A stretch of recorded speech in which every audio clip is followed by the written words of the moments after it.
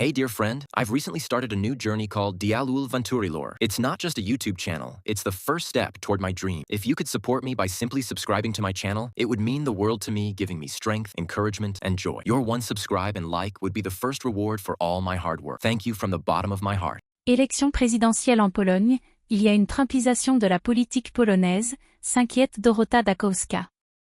Jusqu'au bout, le suspens aura été présent. Après une nuit de confusion, où chaque camp a revendiqué la victoire, la Commission électorale nationale a finalement annoncé celle du candidat nationaliste Karol Nawrocki avec 50,89 voix. Le maire de Varsovie et candidat libéral soutenu par le gouvernement de Donald Tusk, Rafał Trzaskowski, donné gagnant à 21h, a finalement recueilli 49,11 voix.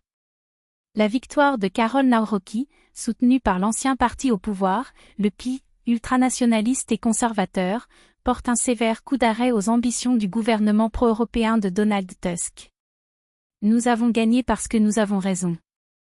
Parce que nous disons la vérité sur l'état du pays, la vérité sur la feuille de route qu'adopte la Pologne, dictée de l'étranger et mise en œuvre par Donald Tusk.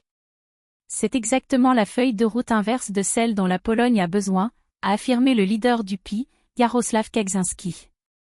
Inconnu du grand public, le nouveau président polonais, historien de formation et ancien directeur de l'Institut de la mémoire nationale, a bénéficié du soutien du parti d'extrême droite pour accéder au pouvoir.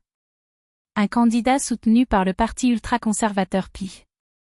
Donné largement perdant par les sondages au début de la campagne, Karol Nawrocki a vu sa personnalité et son passé animer les dernières semaines de la campagne.